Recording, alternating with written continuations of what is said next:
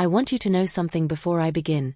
Before I tell you what happened that night. Before I explain why I'm still here, breathing, talking to you now. There are moments in your life when everything you thought you knew gets ripped away in an instant, and you're left standing in the wreckage wondering if you're losing your mind or if the universe itself just intervened.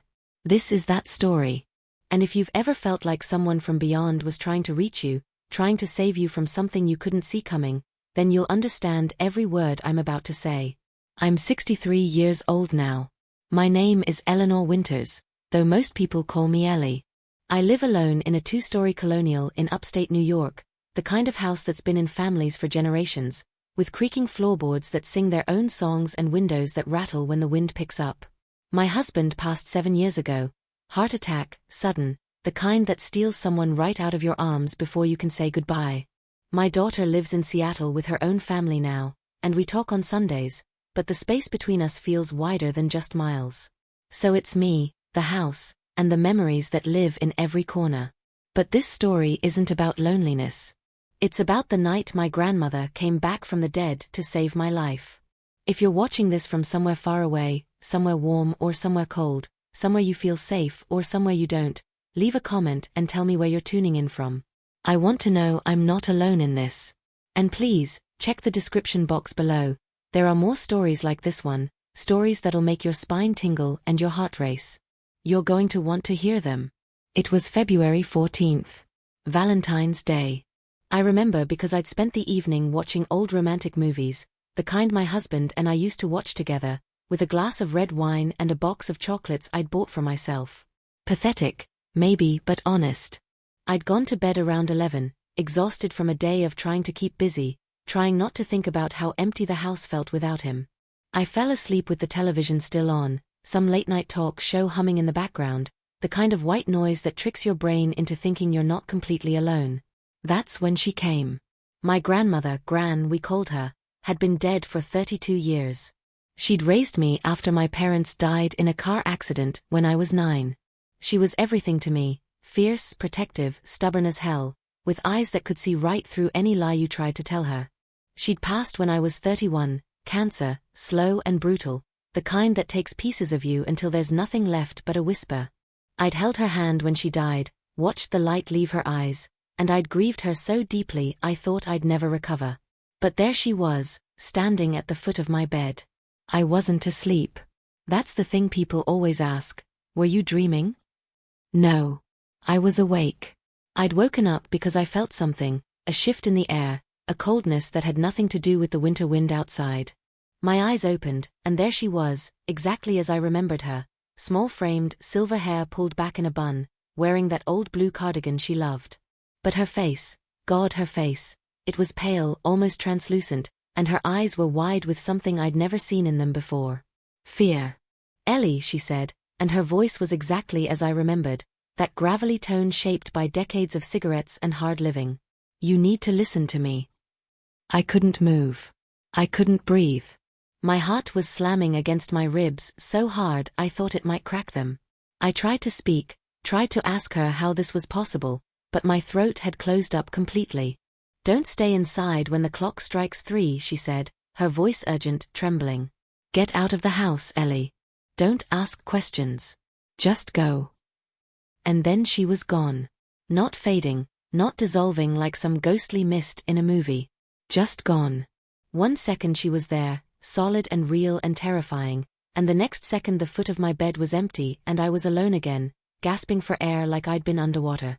I sat there in the darkness, my hands shaking so badly I had to grip the blankets just to steady them. My mind was racing, trying to rationalize what I'd just seen. A dream. It had to be a dream. Some trick of grief, some leftover echo of missing her, of missing my husband, of being alone in this big empty house. I looked at the clock on my nightstand, 2:17 a.m. I told myself to go back to sleep. I told myself it wasn't real. But Gran's face, that fear in her eyes, it wouldn't leave me. And neither would her words. Don't stay inside when the clock strikes 3. I got out of bed. My legs felt weak, unsteady, but I forced myself to stand. I walked to the window and looked outside. The street was empty, blanketed in fresh snow that glowed under the streetlights. Everything looked peaceful, normal, safe. There was no reason to be afraid. No reason to believe that anything bad was going to happen. But my grandmother had never lied to me. Not once in all the years I'd known her. I paced the bedroom, my mind spinning with questions I couldn't answer. Was I losing it? Was grief finally catching up to me, making me see things that weren't there? I thought about calling my daughter, but what would I even say? Hey honey, Gran's ghost just told me to leave the house at 3 in the morning. She'd have me committed. The clock ticked forward. 2:31. 2:39. 2:45.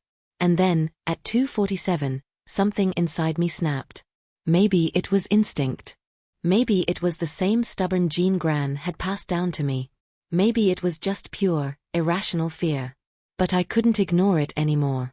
I grabbed my coat from the closet, threw it over my nightgown, and shoved my feet into my winter boots. My hands were still shaking as I fumbled with the laces. I didn't know where I was going. I didn't know what I was running from. I just knew I had to get out. I walked down the stairs, each creak of the wood sounding impossibly loud in the silence. The house felt different somehow, like it was holding its breath, waiting for something. I reached the front door, turned the deadbolt, and stepped out into the freezing night air. The cold hit me like a slap, sharp and immediate, stealing the breath from my lungs. I stood on the front porch, my heart still racing, staring back at my house through the falling snow. It looked so ordinary, so safe, so normal. And I felt like an absolute fool. I stood there on my front lawn, snow falling around me like frozen stars, watching my house through the darkness. My breath came out in white clouds that disappeared into the night air. It was 2:53 a.m. 7 minutes until 3 o'clock. 7 minutes until whatever Gran had warned me about was supposed to happen. Nothing looked wrong. The windows were dark except for the faint blue glow from the television I'd left on in my bedroom. The porch light cast its usual yellow circle across the steps. The old oak tree in the front yard stood silent and still, its bare branches reaching toward the sky like skeletal fingers. Everything was exactly as it should be. I felt ridiculous. Here I was, a grown woman, a widow, a mother, standing in my nightgown and winter coat in the middle of the night because I thought I'd seen my dead grandmother. The neighbors would have me labeled as the crazy old lady by morning. I could already hear the whispers. Did you see Eleanor last night? Standing in her yard at 3 in the morning, talking to herself. Such a shame what grief can do to a person. If you've ever been in a moment where you question your own sanity, where you wonder if the loneliness has finally gotten to you, then you know how I felt standing there. You know that sinking feeling in your gut that tells you you're coming apart at the seams. Drop a comment if you've ever felt that way. I want to know I'm not the only one who's been there. But I didn't go back inside. Something kept me rooted to that spot, my boots sinking into the fresh snow, my eyes fixed on my house.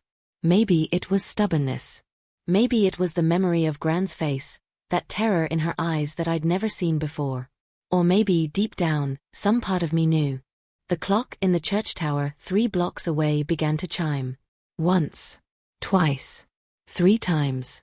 3 o'clock. I held my breath, waiting. The chimes faded into the night, and the silence that followed was so complete it felt like the world itself had stopped. No wind. No distant traffic. No sounds at all except my own heartbeat thundering in my ears. And then I heard it. The explosion wasn't loud. Not like in movies where everything goes up in flames and debris flies everywhere. It was a deep, muffled whump, like something heavy collapsing inside itself. The sound came from my house, from somewhere deep within its walls. I watched in frozen horror as every window on the first floor suddenly went dark, not gradually but all at once, like something had swallowed the light whole. Then came the second sound, a low, grinding rumble that I felt more than heard, a vibration that traveled through the ground beneath my feet. I stared at my house, unable to move, unable to process what I was witnessing. The structure itself seemed to shudder, a barely perceptible tremor that made the snow on the roof slide down in sheets. And then, nothing. Just silence again. Deep, terrifying silence. I don't know how long I stood there. It could have been seconds. It could have been hours. Time felt broken, stretched thin like taffy. Finally, My legs remembered how to move, and I ran. Not toward the house. Every instinct in my body screamed against that, but to my car parked in the driveway. My hands shook so badly it took 3 tries to get the key in the door. I climbed into the driver's seat and locked the doors, my breath coming in short, panicked gasps. I sat there in the darkness of my car, staring at my house, waiting for something else to happen. Waiting for flames, for collapse, for police sirens, for anything that would make sense of what I'd just witnessed. But nothing came. The house just stood there, silent and still, looking exactly as it had before. No smoke. No fire. No visible damage at all. Had I imagined it? No. I'd felt that rumble in my bones. I'd heard that sound. Something had happened in there, something wrong, something dangerous. I pulled out my phone with trembling fingers and dialed 911. The operator answered on the second ring, her voice calm and professional, the voice of someone used to middle-of-the-night emergencies. I need to report. I stopped, my throat closing up. I think something's wrong with my house. I heard an explosion. Or, I don't know. Something happened. She asked for my address, asked if anyone was inside, asked if I could see smoke or flames. I answered as best I could, but my voice sounded strange even to my own ears, high and thin and terrified. She told me to stay where I was, to stay in the car, that units were on their way. I waited. The minutes crawled by like hours. I kept staring at my house, expecting it to suddenly collapse or explode or do something that would justify the terror coursing through my veins. But it just sat there, ordinary and quiet, mocking me with its normalcy. The fire trucks arrived first, red lights painting the snow crimson, their sirens cutting through the night like knives. Then came the police cars. Neighbors' lights started turning on up and down the street.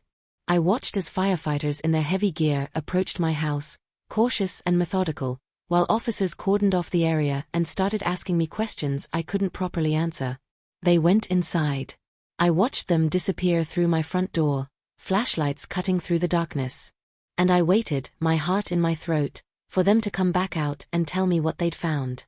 When the fire chief finally approached my car, his face was pale.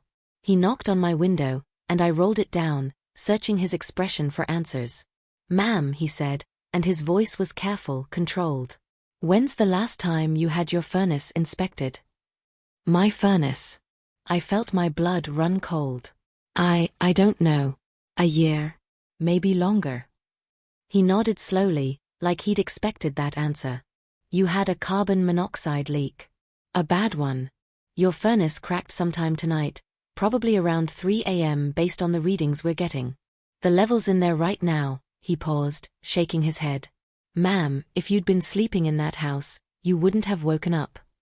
The words hit me like physical blows. Carbon monoxide. The silent killer. No smell, no sound, no warning. Just sleep that turns into something permanent. I thought about lying in my bed, warm and comfortable, drifting off while invisible poison filled my lungs. I thought about my daughter getting the call tomorrow morning. I thought about being found days later when someone finally came looking. "How did you know to leave?" the chief asked, genuine curiosity in his voice.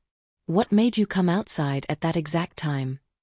I opened my mouth to tell him about Gran, about the visitation, about her warning. But the words died in my throat.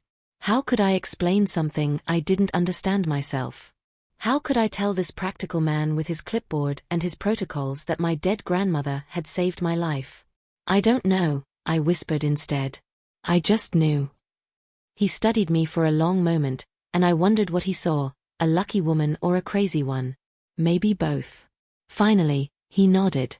"Well, whatever the reason, you're damn fortunate you listened to your gut. That furnace is shot. We've shut down your gas line, but you can't stay here tonight. You got somewhere to go." I did.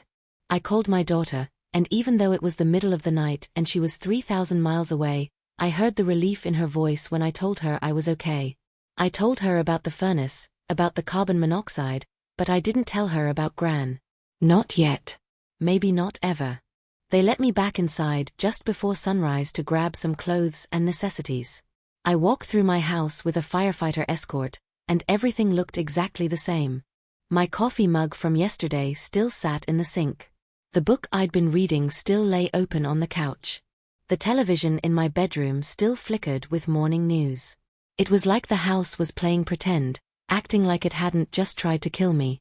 But when I walked past the furnace room, I saw the cracked metal, the broken seals, the evidence of mechanical failure that had come within minutes of ending my life. And I thought about 3 a.m. About those 7 minutes. About how specific Gran's warning had been. Don't stay inside when the clock strikes 3. Not 2. Not 4. 3. The exact time my furnace had failed. I spent the next week at a hotel downtown, one of those extended stay places with kitchenettes and uncomfortable beds that smell like industrial detergent. My insurance company was handling the furnace replacement and the carbon monoxide remediation, but they said it would take at least 10 days before the house was safe again. 10 days to sit alone in a sterile room, replaying that night over and over in my mind, trying to make sense of something that defied all sense. I couldn't stop thinking about Gran's face. That fear. That urgency.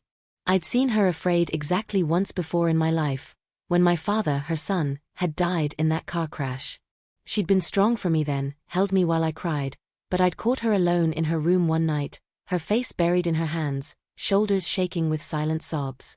That same look had been in her eyes when she appeared at the foot of my bed. She'd known.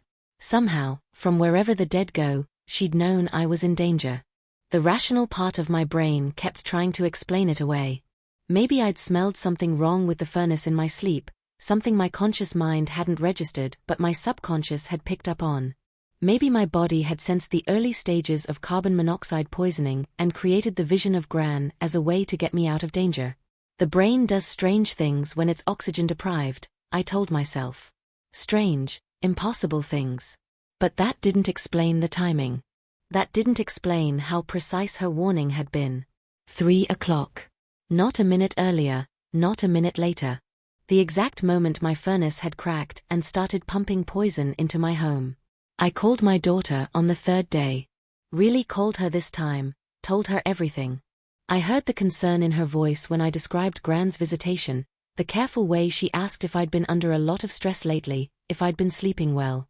She suggested, gently, lovingly, that maybe I should talk to someone. A therapist. Someone who specialized in grief and trauma. Mom, she said, and I could hear her choosing her words carefully, you've been through so much. Dad's death, being alone in that house, and now this near miss with the carbon monoxide. Maybe your mind just found a way to protect you.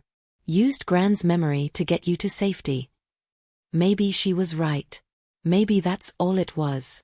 But it didn't feel like that. It felt real. It felt like Gran had torn through whatever veil separates the living from the dead just to save me. If you're still watching this, if you've stayed with me this far through this impossible story, then you deserve to know what happened next. And please, check that description box below. There are more stories waiting there that'll make you question everything you thought you knew about the world. Stories that need to be heard. On the 8th day, I went back to the house. The insurance company had given me the all clear that morning. New furnace installed, air quality tested, everything safe and functional. I pulled into my driveway in the afternoon light, and the house looked exactly the same as it always had. Welcoming. Home. But I was afraid to go inside. I sat in my car for 20 minutes, staring at the front door, working up the courage to walk through it. Finally, I forced myself out, forced my legs to carry me up the porch steps, forced my hand to turn the key in the lock. The door swung open, and I stepped into the familiar smell of my home, wood polish and old books and that faint lavender scent from the sachets I kept in the closets. Everything was exactly where I'd left it. The coffee mug still in the sink. The book still on the couch. But it all felt different now, tainted by the knowledge of what had almost happened here. I walked through the room slowly, touching familiar objects like I was meeting them for the first time. The wedding photo on the mantel, the Afghan my grandmother had crocheted, the collection of snow globes my husband had bought me from every place we'd traveled together. I ended up in my bedroom, standing at the foot of the bed where Gran had appeared. The afternoon sun streamed through the windows, warm and ordinary, nothing supernatural or strange about it. Just a room. Just a bed. Just a life that had almost ended. That's when I saw it. On my nightstand, Next to the clock that had read 2:47 that night, sat Gran's old jewelry box. I'd inherited it when she died, kept it packed away in the attic for years because seeing it made the grief too fresh. I hadn't touched it in at least 5 years. There was no reason for it to be on my nightstand. No reason at all. My hands shook as I picked it up. It was exactly as I remembered. Dark cherry wood, brass hinges that squeaked when you opened them, purple velvet lining inside. I lifted the lid, and the familiar tinny music started playing, a music box version of Clair de Lune that I'd listened to 1,000 times as a child. Inside, on top of the costume jewelry and old photographs, lay a note. Not yellowed with age, not crumbling or faded. Fresh. Written on modern notebook paper in handwriting I'd recognize anywhere. Gran's handwriting. My vision blurred with tears as I read the words, written in her characteristic scroll, letters slanting to the right like they were always in a hurry. Ellie girl. Asterisk, I couldn't let you go like that. Not alone, not in your sleep, not when I could do something about it. I know you don't understand. I don't fully understand it myself. But when I saw what was coming, I fought my way back. The rules here are different than I thought. Sometimes love is stronger than whatever keeps us apart. Asterisk. Asterisk, don't spend your life trying to make sense of this. Don't let it make you afraid. I just needed you to know that you're never really alone, even when it feels like you are. Your daddy's here with me. So is Thomas, your husband. We're all watching over you, and we're all so proud of the woman you've become. Asterisk. Asterisk live, Ellie. Really live. Don't waste the time I gave back to you. Asterisk. All my love. Gran. I collapsed onto the bed, the note clutched to my chest, sobbing so hard I couldn't breathe. Not from fear or confusion, but from the overwhelming weight of being loved that much. From knowing that even death couldn't stop my grandmother from protecting me one last time. I don't know how long I cried. The sun was setting by the time I finally calmed down, painting my bedroom walls in shades of orange and gold. I read the note again, slower this time, tracing the familiar loops and curves of her handwriting with my finger. Every word felt like a gift. I never told anyone about the note. Not my daughter, not the investigators who'd closed the case as a simple furnace malfunction, not the friends who'd called to check on me.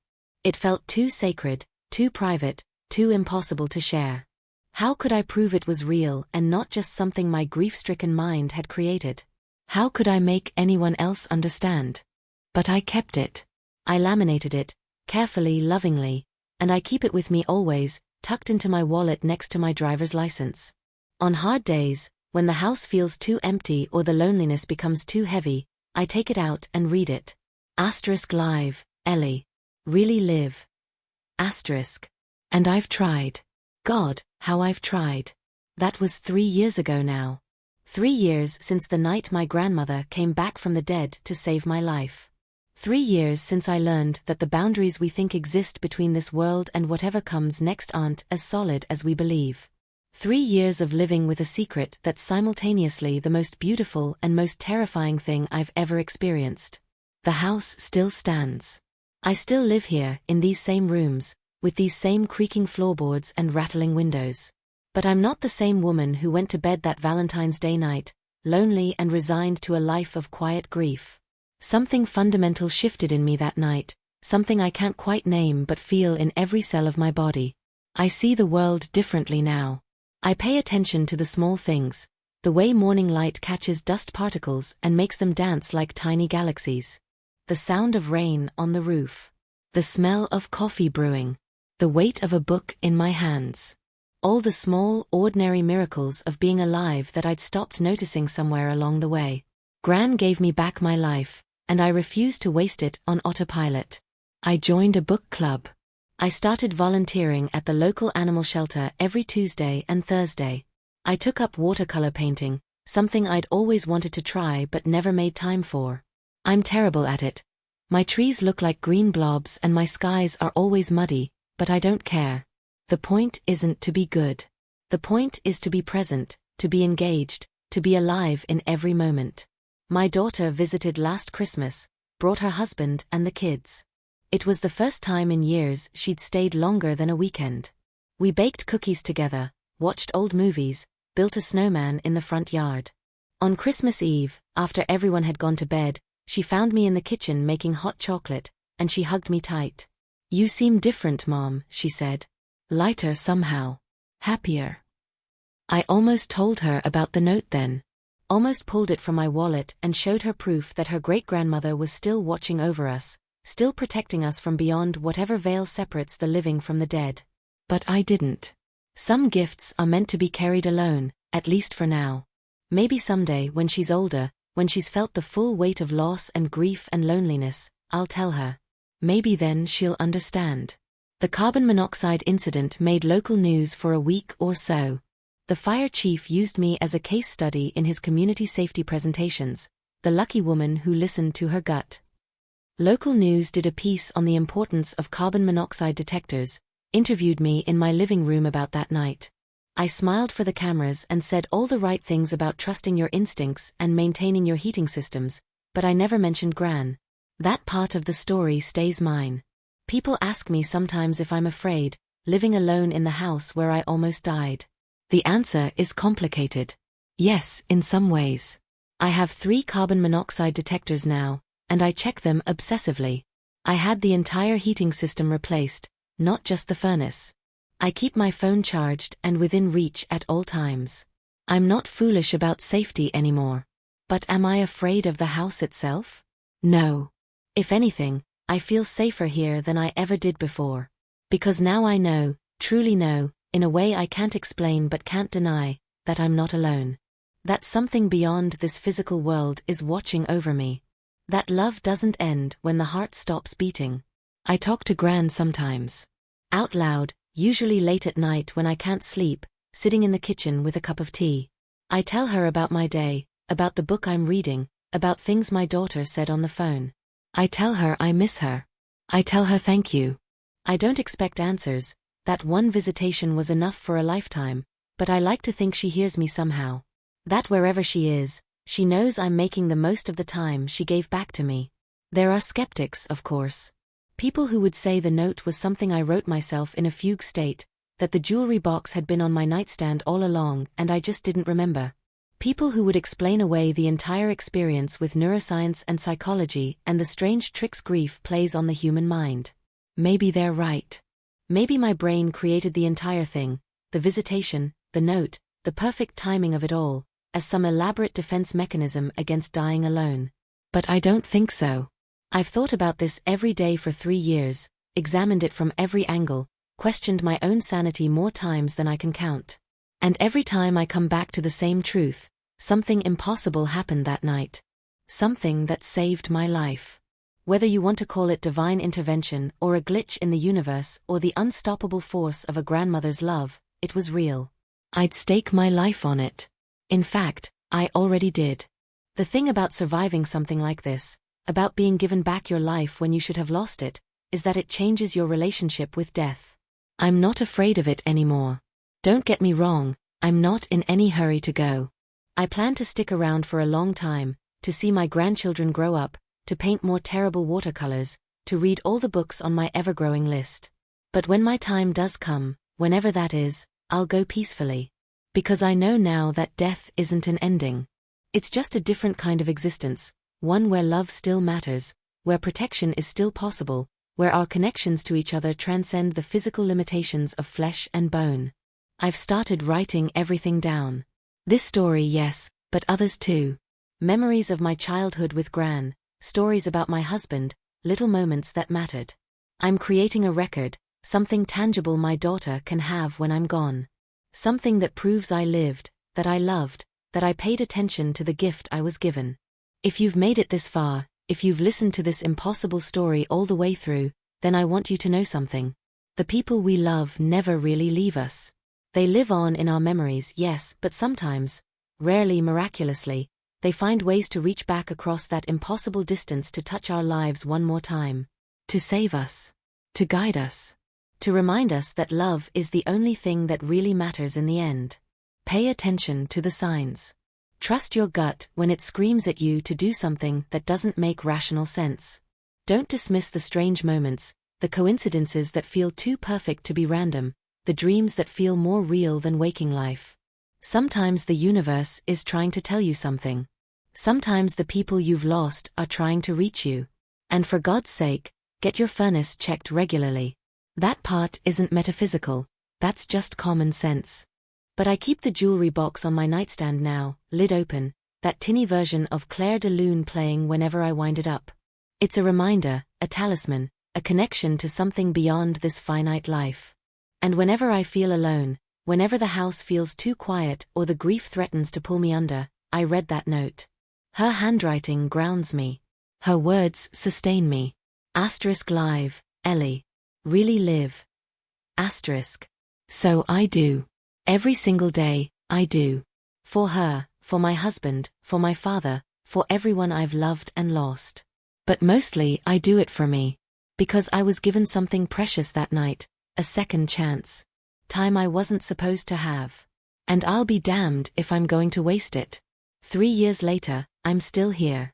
Still living in the house that tried to kill me. Still talking to ghosts. Still believing in things I can't prove. Still grateful beyond words for the grandmother who loved me enough to come back from the dead. That's my story. That's what happened the night my late grandmother appeared in my dream with a warning, the night I fled the house at 2:47 a.m., and what I found when I returned at sunrise. It's impossible. It's true. It's mine. And now it's yours too. If this story moved you, if it made you think about the people you've lost or the mysteries you can't explain, leave a comment. Tell me your stories. Tell me about the signs you've seen, the impossible things you've experienced, the love that reached across the void to touch your life. You're not crazy. You're not alone. Sometimes the universe works in ways we can't understand, and that's okay. We don't have to understand everything. We just have to pay attention. Check the description box below for more stories like this one. Stories about survival, about love, about the thin places where this world touches something beyond. Stories that need to be told and heard and believed. Thank you for listening. Thank you for believing, or at least for being willing to consider that maybe, just maybe, there's more to this life than what we can see and touch and prove. Thank you for giving me space to share the most important thing that's ever happened to me. Now go live. Really live. Make the most of the time you have. Pay attention to the signs. Trust your gut. Check your carbon monoxide detectors. And know that the people who love you are never really gone. They're just waiting on the other side, ready to move heaven and earth, or cross between worlds, to keep you safe one more time.